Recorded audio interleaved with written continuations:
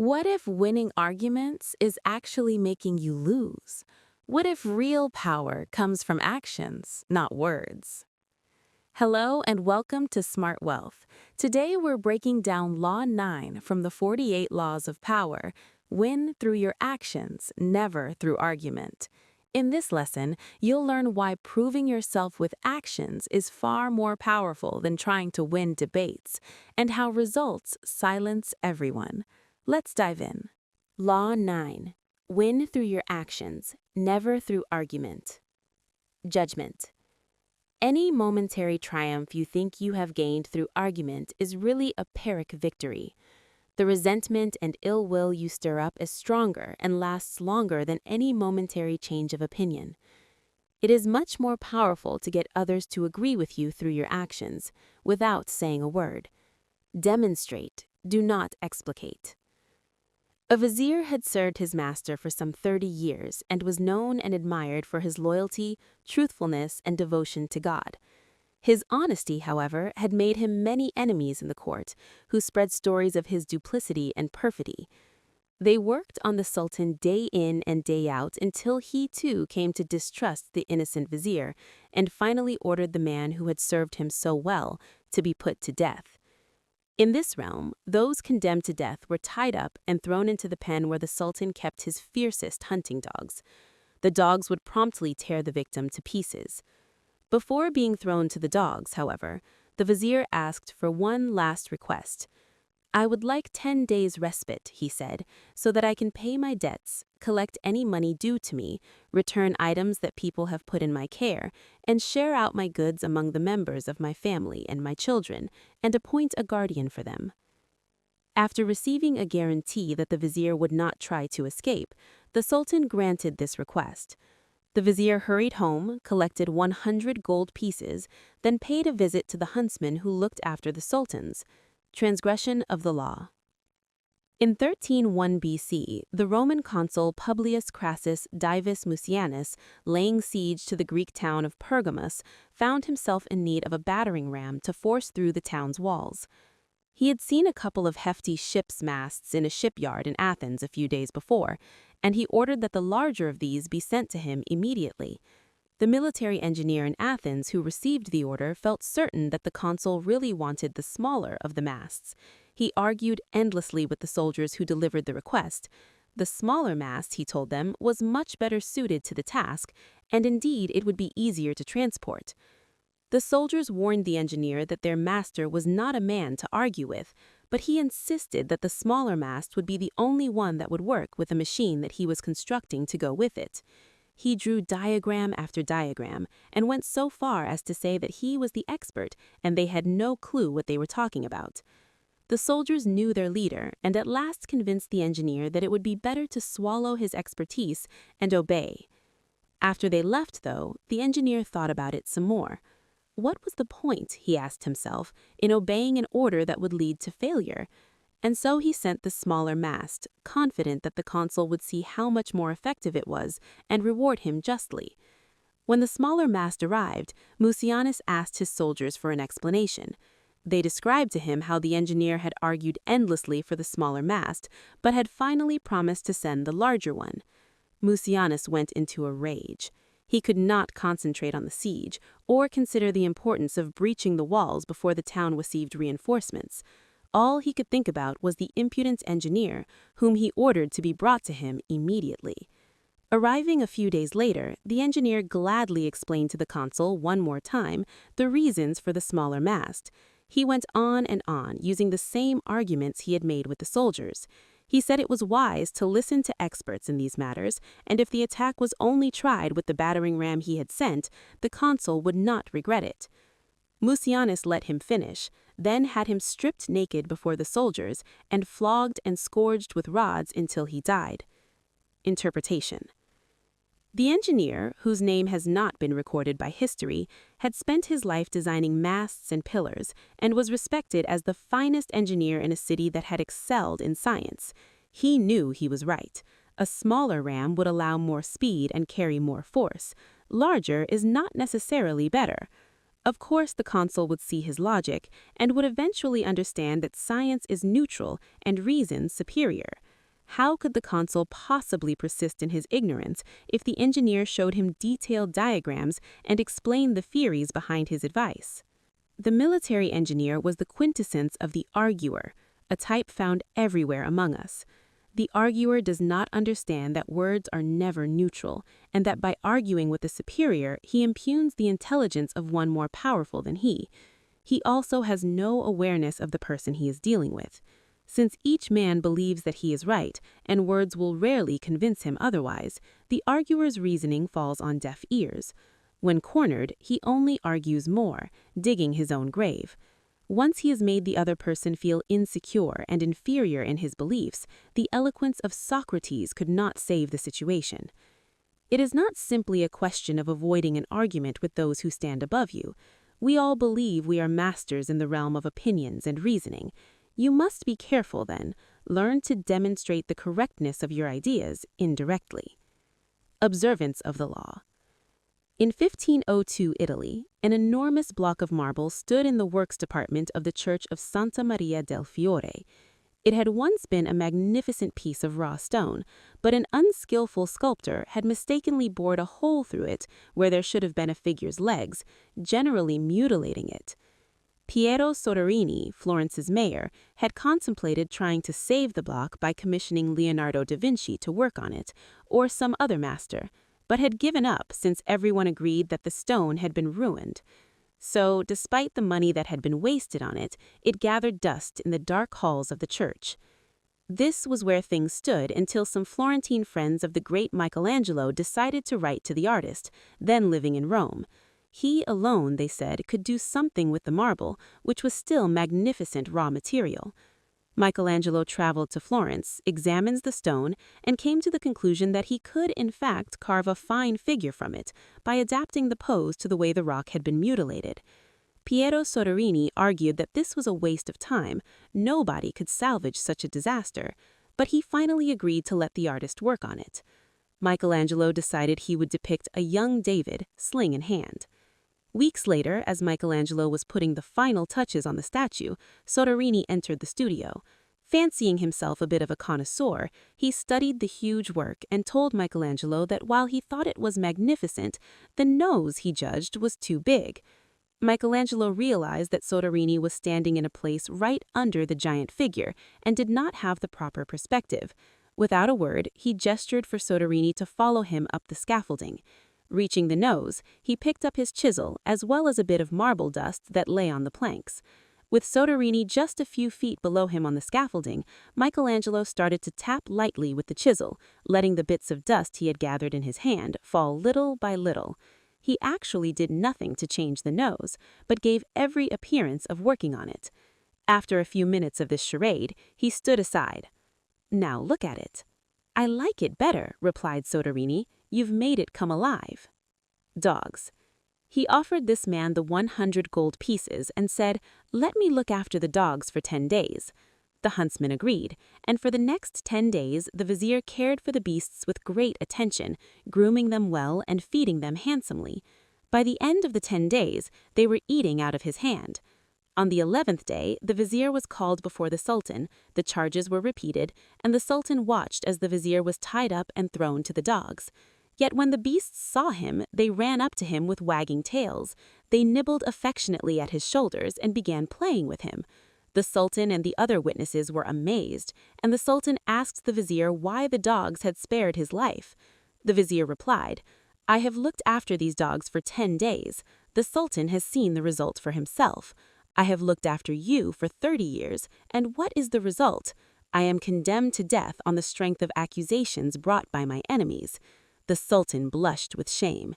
He not only pardoned the vizier, but gave him a fine set of clothes and handed over the men who had slandered his reputation. The noble vizier set them free and continued to treat them with kindness. The Subtle Ruse, the Book of Arabic Wisdom and Conduct, 13th century. The works of a master. When Apries had been deposed in the way I have described, Amasis came to the throne. He belonged to the district of Sais and was a native of the town called Siaf. At first, the Egyptians were inclined to be contemptuous and did not think much of him because of his humble and undistinguished origin. but later he cleverly brought them to heel without having recourse to harsh measures. Amongst his innumerable treasures, he had a gold foot bath which he and his guests used on occasion to wash their feet in. This he broke up, and with it made a statue to one of the gods, which he then set up in what he thought the most suitable spot in the city. The Egyptians, constantly coming upon the statue, treated it with profound reverence, and as soon as Amasis heard of the effect it had on them, he called a meeting and revealed the fact that the deeply revered statue was once a foot bath which they washed their feet and pissed and vomited in. He went on to say that his own case was much the same, in that once he was only an ordinary person and now was their king, so that just as they had come to revere the transformed foot bath, they better pay their respects to the king. Interpretation. Michelangelo knew that by changing the shape of the nose, he might ruin the entire sculpture, yet Soderini was a patron who prided himself on his aesthetic judgment. To offend such a man by arguing would not only gain Michelangelo nothing, it would put future commissions in jeopardy. Michelangelo was too clever to argue. His solution was to change Soderini's perspective, literally bringing him closer to the nose, without making him realize that this was the cause of his misperception. Fortunately for posterity, Michelangelo found a way to keep the perfection of the statue intact while at the same time making Soderini believe he had improved it. Such is the double power of winning through actions rather than argument. No one is offended, and your point is proven. Keys to power. In the realm of power, you must learn to judge your moves by their long-term effects on other people. The problem in trying to prove a point or gain a victory through argument is that in the end, you can never be certain how it affects the people you're arguing with. They may appear to agree with you politely, but inside they may resent you. Or perhaps something you said inadvertently even offended them. Words have that insidious ability to be interpreted according to the other person's mood and insecurities. Even the best argument has no solid foundation, for we have all come to distrust the slippery nature of words. And days after agreeing with someone, we often revert to our old opinion out of sheer habit. Understand this. Words are a dime a dozen. Everyone knows that in the heat of an argument, we will all say anything to support our cause. We will quote the Bible, refer to unverifiable statistics. Who can be persuaded by bags of air like that? Action and demonstration are much more powerful and meaningful. They're there, before our eyes, for us to see, yes, now the statue's nose does look just right. There are no offensive words, no possibility of misinterpretation. No one can argue with a demonstrated proof. As Balthasar Gracian remarks, the truth is generally seen, rarely heard. Sir Christopher Wren was England's version of the Renaissance man. He had mastered the sciences of mathematics, astronomy, physics, and physiology. Yet, during his extremely long career as England's most celebrated architect, he was often told by his patrons to make impractical changes in his designs. Never once did he argue or offend. He had other ways of proving his point. In 1688, Wren designed a magnificent town hall for the city of Westminster. The mayor, however, was not satisfied. In fact, he was nervous. He told Wren he was afraid the second floor was not secure and that it could all come crashing down on his office on the first floor. He demanded that Wren add 2 stone columns for extra support. Wren, the consummate engineer, knew that these columns would serve no purpose and that the mayor's fears were baseless. But build them he did, and the mayor was grateful. It was only years later that workmen on a high scaffold saw that the columns stopped just short of the ceiling. They were dunnies, but both men got what they wanted. The mayor could relax, and Wren knew posterity would understand that his original design worked and the columns were unnecessary. The power of demonstrating your idea is that your opponents do not get defensive and are therefore more open to persuasion. Making them literally and physically feel your meaning is infinitely more powerful than argument. A heckler once interrupted Nikita Khrushchev in the middle of a speech in which he was denouncing the crimes of Stalin. "You were a colleague of Stalin's," the heckler yelled. "Why didn't you stop him then?" Khrushchev apparently could not see the heckler and barked out, "Who said that?" No hand went up. No one moved a muscle. After a few seconds of tense silence, Khrushchev finally said in a quiet voice, "Now you know why I didn't stop him." Instead of just arguing that anyone facing Stalin was afraid, knowing that the slightest sign of rebellion would mean certain death, he had made them feel what it was like to face Stalin, had made them feel the paranoia, the fear of speaking up, the terror of confronting the leader, in this case, Khrushchev. The demonstration was visceral and no more argument was necessary. The most powerful persuasion goes beyond action into symbol. The power of a symbol, a flag, a mythic story, a monument to some emotional event, is that everyone understands you without anything being said. In 1975, when Henry Kissinger was engaged in some frustrating negotiations with the Israelis over the return of part of the Sinai Desert that they had seized in the 1967 war, he suddenly broke off a tense meeting and decided to do some sightseeing. He paid a visit to the ruins of the ancient fortress of Masada, known to all Israelis as the place where 700 Jewish warriors committed mass suicide in AD 73 rather than give in to the Roman troops besieging them. The Israelis instantly understood the message of Kissinger's visit. He was indirectly accusing them of courting mass suicide. Although the visit by itself did not change their minds, it made them think far more seriously than any direct warning would have. Symbols like this one carry great emotional significance. When aiming for power or trying to conserve it, always look for the indirect route, and also choose your battles carefully. If it does not matter in the long run whether the other person agrees with you, or if time and their own experience will make them understand what you meant, then it is best not even to bother with a demonstration. Save your energy and walk away. He learned their difficult script and was at certain times found actually reading from a scroll as if a priest were reading from the holy book. He adopted his clothes to the native style, giving away his own Macedonian robes. In this way, he relinquished all of the foreign characteristics that he might have had, and hence distributed gifts to the temples and promised them to make many more improvements. He promised to show homage and respect to him too. In this way, the Egyptians were persuaded to accept him as their master. Histories Herodotus, 5th century BC. God and Abraham. The Most High God had promised that he would not take Abraham's soul unless the man wanted to die and asked him to do so. When Abraham's life was drawing to a close and God determined to seize him, he sent an angel in the guise of a decrepit old man who was almost entirely incapacitated. The old man stopped outside Abraham's door and said to him, "Oh, Abraham, I would like something to eat." Abraham was amazed to hear him say this. "Die," exclaimed Abraham.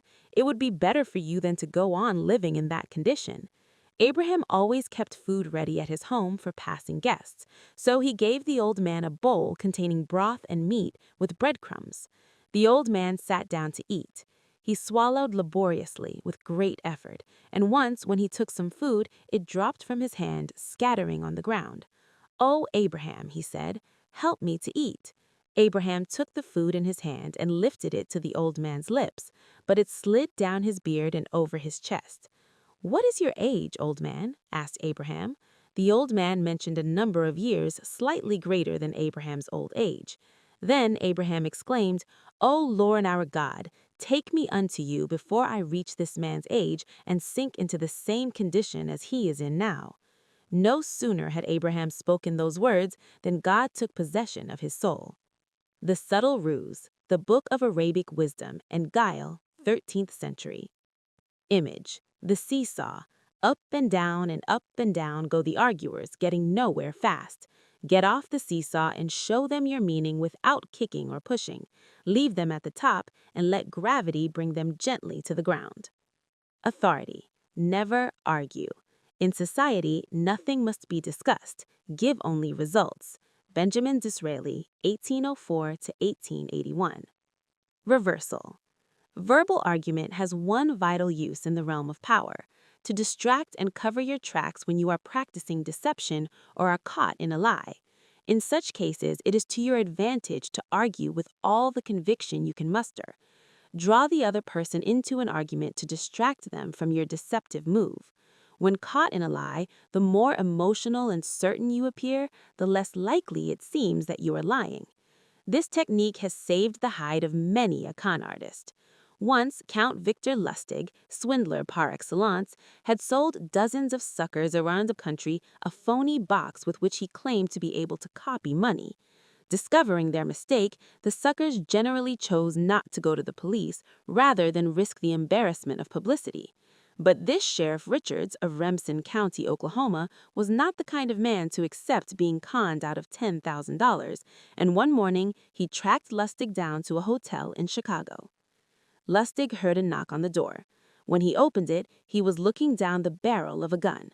"What seems to be the problem?" he calmly asked. "You son of a bitch," yelled the sheriff. "I'm going to kill you. You conned me with that damn box of yours." Lustig feigned confusion. "You mean it's not working?" he asked. "You know it's not working." "But that's impossible. There's no way it couldn't be working. Did you operate it properly?" "I did exactly what you told me to do." "No, you must have done something wrong." The argument went in circles. The barrel of the gun was gently lowered.